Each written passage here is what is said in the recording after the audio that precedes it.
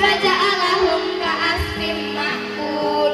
Sadaqallahul adzim. Ketika Raja Abraha dan pasukan bergajahnya datang, maka datanglah burung ababil yang membawakan batu sijil, batu dari neraka, batu berapi.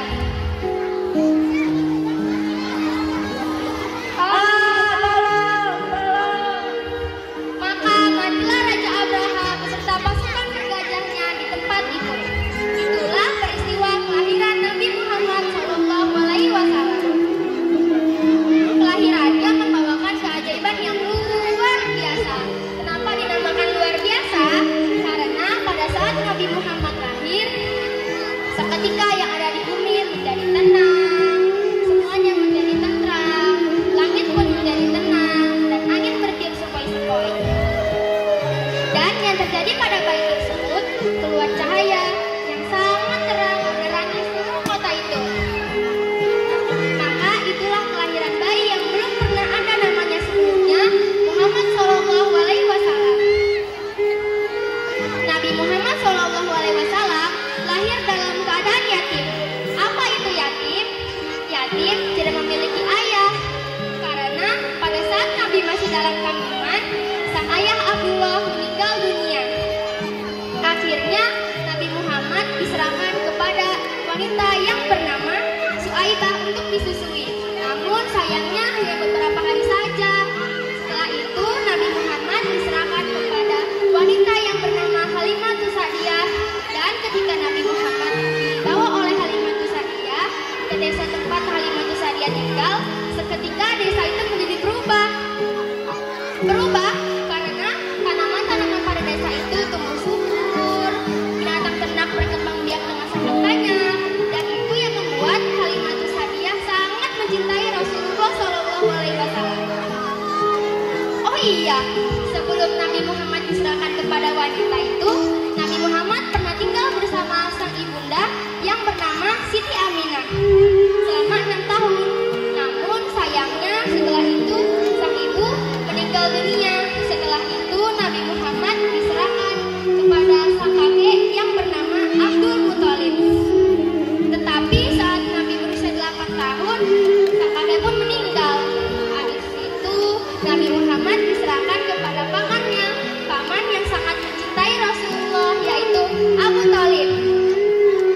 Nah, disinilah di bawah asuhan pamannya, Nabi Muhammad mulai mengembala, mulai belajar bagaimana caranya berdagang. Dan Nabi Muhammad berdagang pada usia 25 tahun ke negeri Syam, ditemani dengan teman seperjalanannya yang bernama Maisyarah. Wanita yang mulia, wanita yang suci. Siapakah dia? Dia adalah Khadijah. Ternyata hasil dari perdagangannya, Nabi Muhammad mendapatkan untung berkali-kali lipat, dan itu membuat temannya Maisyarah mengatakan hal tersebut kepada Khadijah. Dan saat itu juga Khadijah pun sangat terpesona pada Nabi Muhammad. Akhirnya Khadijah melamar Nabi Muhammad. Setelah itu mereka menikah dan dikaruniai 6 orang anak yang bernama Abdullah, Qasim, Ruqayyah, Zainab, Ummi Kulsum, dan yang terakhir Fatimah.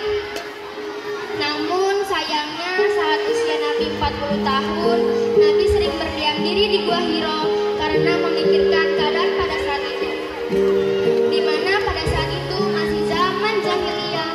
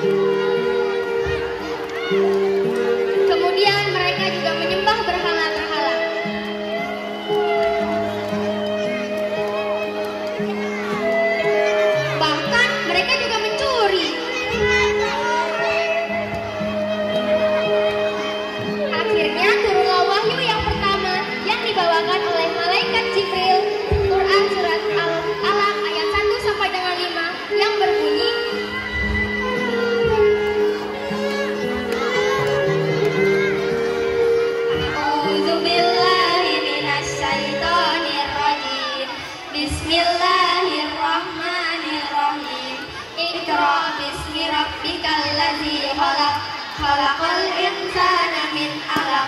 Iqra wa rabbukal akram. Allazi 'allama bil qalam. 'Allamal insana ma lam ya'lam. Shadaqallahul azim. Ayat tersebut memerintahkan kepada Nabi dan kita semua untuk senantiasa membaca, menganalisa tentang kebenaran dalam Al-Quran. Lalu turunnya Al-Quran secara berangsur-angsur sampai wafatnya Nabi yang ke-63 tahun. Sebelum Nabi wafat, Nabi berpesan